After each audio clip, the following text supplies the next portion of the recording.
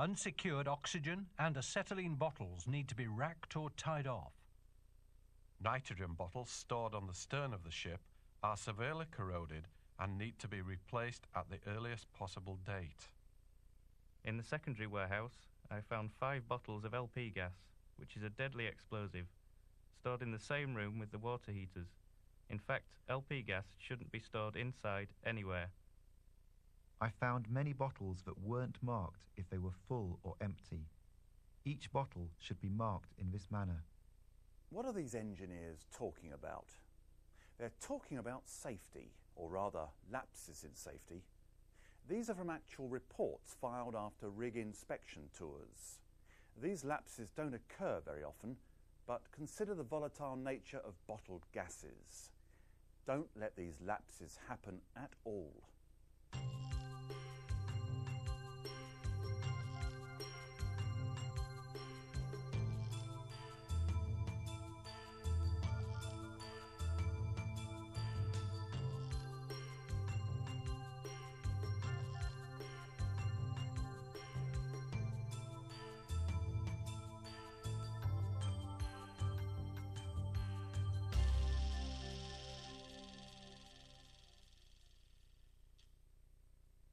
Oxygen, nitrogen, acetylene, helium, freon and LP gas. These names should be quite familiar to you. They're the types of pressurized bottled gases you might use on the rig, and they all have one thing in common. They can damage equipment, or more importantly, you, if they're not handled properly. The first step to safe handling of a bottled gas is knowing what's in the bottle. You don't want to put oxygen in a device that calls for nitrogen, and that brings up the most important point. If you can't identify what's in the bottle, don't use it. Get it off the rig as soon as possible. Identify the bottle here around the neck. The name of the gas will appear on a label, or it'll be stenciled or embossed on the bottle. This is done by the manufacturer or supplier.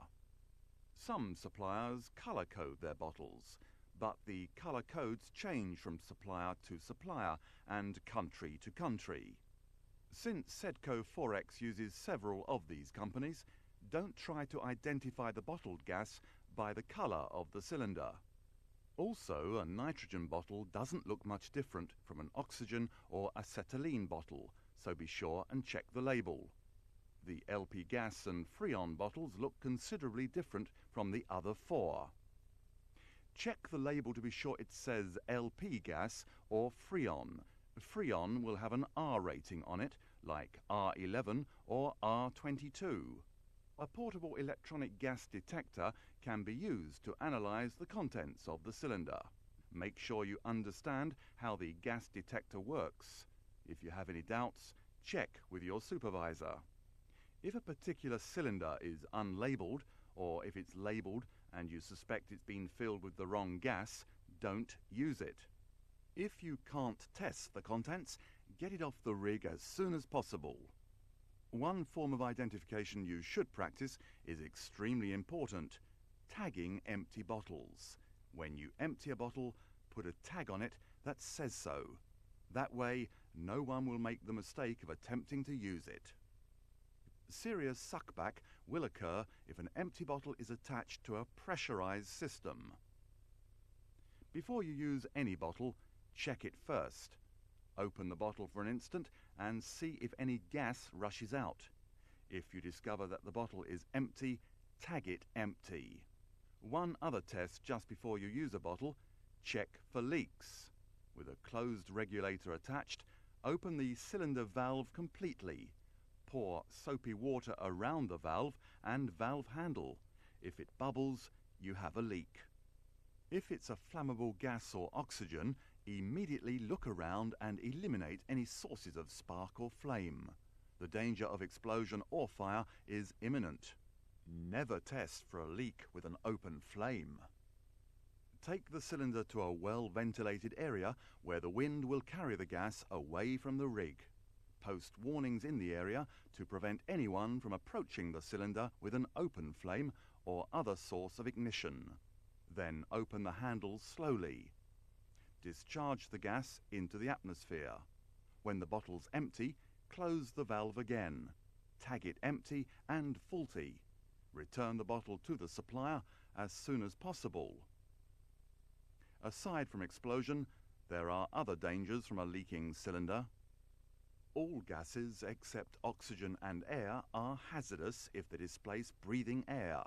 Odorless, colourless gases like nitrogen are particularly hazardous because they don't warn you of their presence, but they can smother you just the same. If you contact a liquefied gas, Freon or LPG for example, you could get a severe case of frostbite. In addition, some structural materials like carbon, steel and plastic become brittle and fail when exposed to the low temperatures of a liquefied gas. Identification. Know what's in a bottle, know if it's empty, and don't use a leaking cylinder.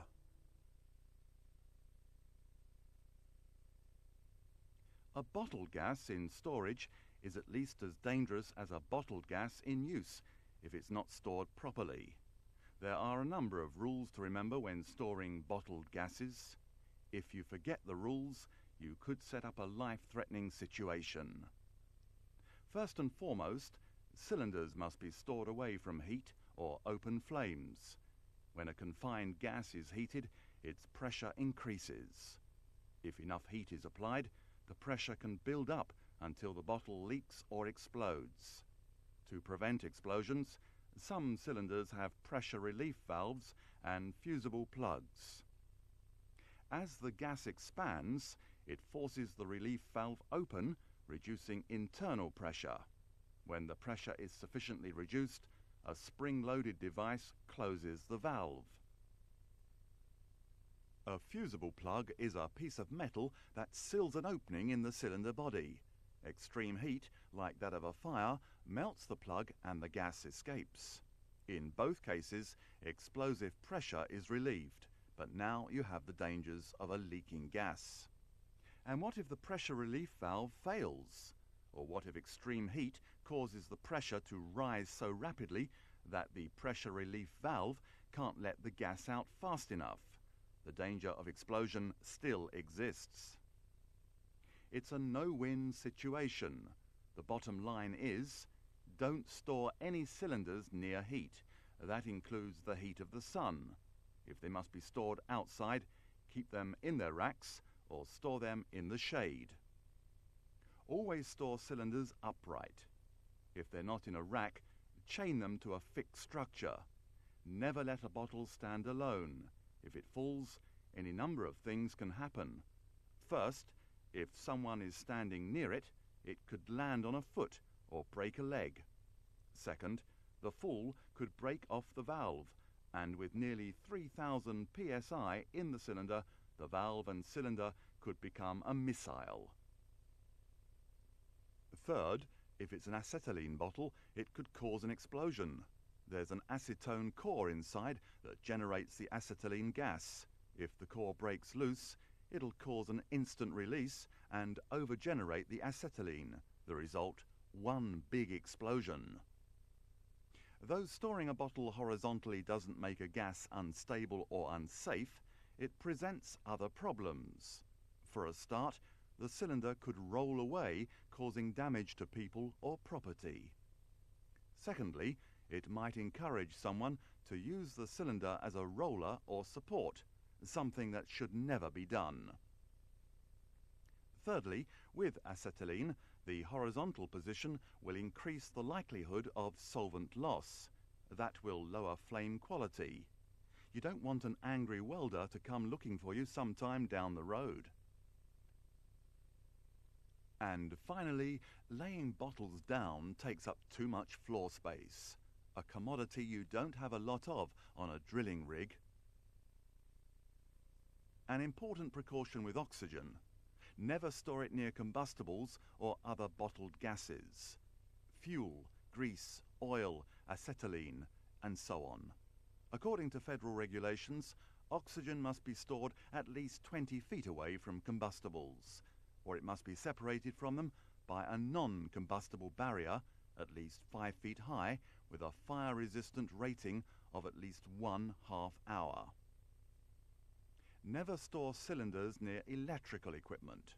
They could be subject to a spark, or there's a slight chance they may become part of an electrical circuit. If you're arc welding, take special care not to strike an arc against a cylinder. One more rule. Always make sure you store a cylinder with the valve protector cap on. The cap does exactly what the name says it does. It protects the valve from damage. The valve could be damaged in storage or transport without it. If it breaks off, it won't simply fall to the ground. It'll launch at you with a 3,000-pound boost behind it. The valve can be replaced, but your life can't. Remember these storage precautions. 1. Store all bottled gas cylinders away from heat in the form of sunlight, high outdoor temperatures, or hot equipment like engines and compressors. 2. Store all cylinders upright in racks or chained to a fixed structure. 3. Separate oxygen from combustibles by at least 20 feet or by a heat-resistant barrier. 4. Store all cylinders away from electrical equipment. 5. Always store cylinders with their valve protector caps on. When handling and transporting cylinders, there are some very important rules to follow. Never transport a cylinder without the valve protector cap on. The valve may get damaged or broken off in a collision with a stationary object. Don't take the cap off until you're ready to use the bottle. Transport your bottles properly. Don't drag, roll or slide cylinders to move them.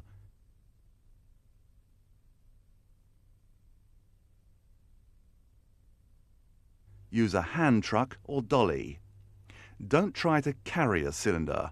You'll pull a muscle or you'll simply lose control and drop it. Dropping a cylinder is about the worst thing you can do for reasons we've already discussed: the acetylene core and valve damage. And don't try to rig up a hook or sling to lift it by the valve or protector cap. Put it in a dolly or hand truck and secure it with a rope or chain.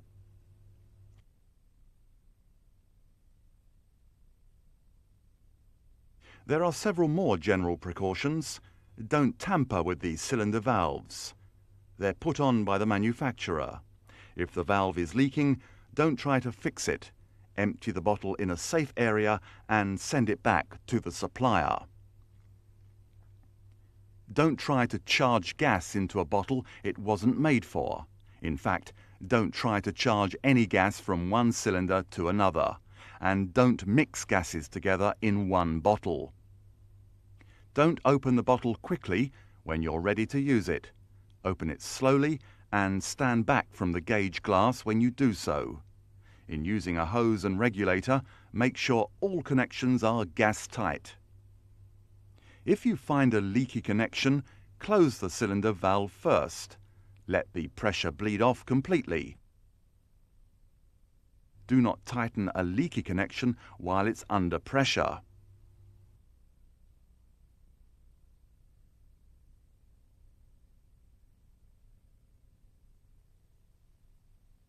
Oxygen, the gas that supports life, also makes combustion possible. Always keep that in mind whenever you use oxygen. Don't mix oxygen and any combustible: oil, gasoline, grease. You'll start a fire that'll burn vigorously and violently. In fact, oxygen can cause combustibles to ignite and actually explode even at low temperatures. For that reason, never handle or use an oxygen cylinder while wearing your work gloves. If you've used them to do any work at all, chances are they've got grease or oil on them. If you attach a connection or operate the valve or regulator with a glove on, there's a very good chance you'll ignite the glove. And it'll happen so fast you won't have time to save your hand. Chances are the fire will leap to the rest of your clothing too. For the same reason, don't use oil, grease or soap on the threads of an oxygen regulator when you connect it. Clean them with a non-oil based solvent. By now, we've made it obvious that you must keep oil, grease and the like away from oxygen cylinders. Make this a practice in use, storage and handling. One more note on oxygen. Never use it as you use compressed air for cleaning.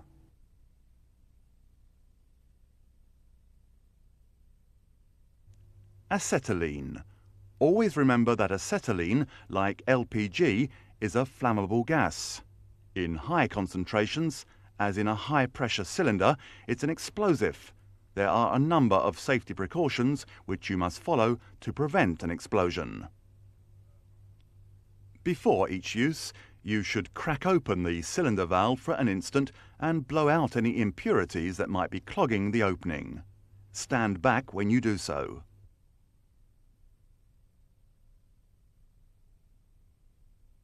Never crack a bottle near welding work, sparks, open flame or any other possible sources of ignition.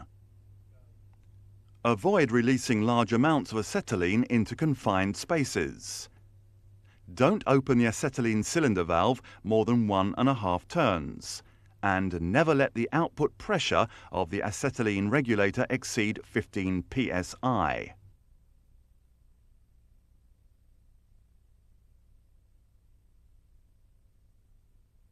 It's Sedco Forex safety policy to use pressure regulators on all high-pressure gas bottles. Acetylene, nitrogen, oxygen and helium. Never connect a pressure hose directly to one of these high-pressure bottles. You won't normally need 3000 psi for anything you do, and as we just mentioned, you should never allow acetylene to flow at more than 15 psi. Let's take you through the safe operating procedures for a typical regulator. First, check the cylinder valve and make sure it's free of oil or grease. Then crack the bottle for an instant and blow out any debris. Remember, don't stand in front of the valve opening when you do this, and don't blow off the gas in the direction of any sources of ignition. Then connect the regulator to the cylinder valve.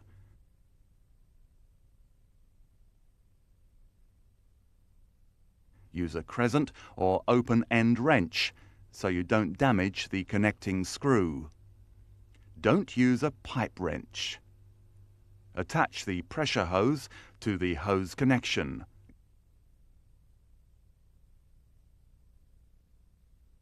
Tighten it with an open-end wrench. Check the hose connections for leaks. If there are no leaks, you are ready to go.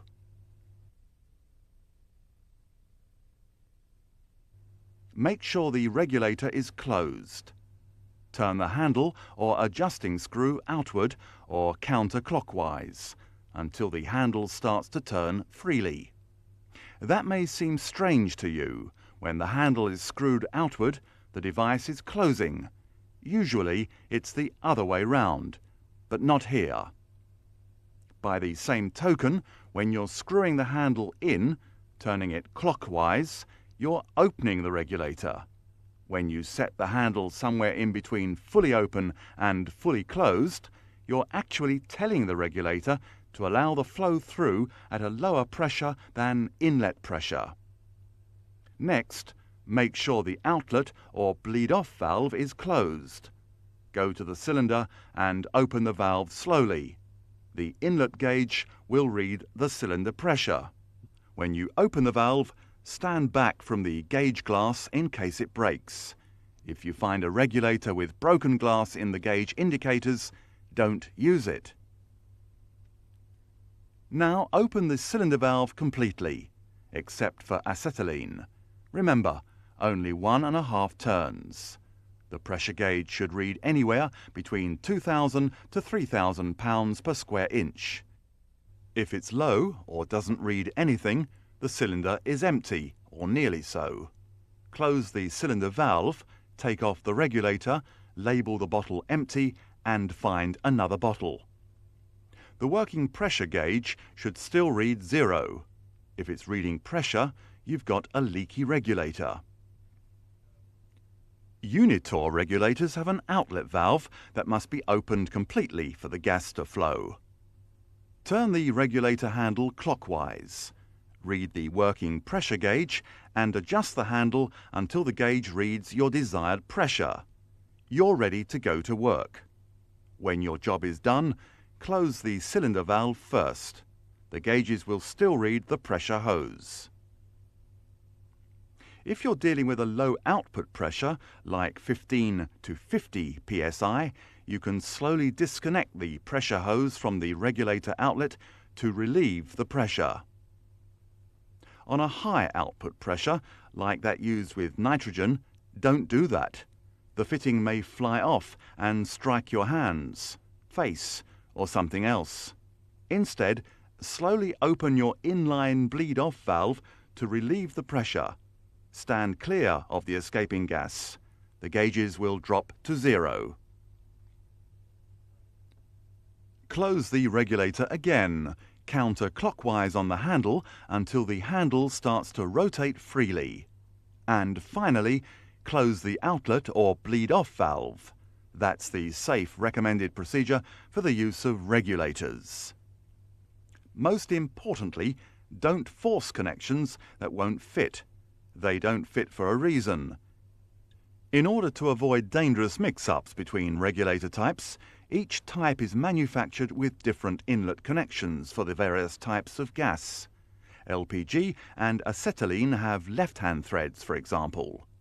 It's a built-in safety feature to help ensure you only use nitrogen gas bottles with nitrogen regulators, oxygen bottles with oxygen regulators, and so on.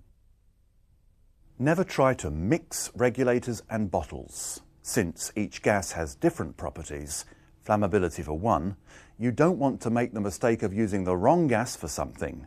If all regulators were the same, that could happen. You may be able to find an adapter, or you may be able to rig something up yourself to fit one regulator to a bottle it wasn't designed for. You think it may save you some time and inconvenience.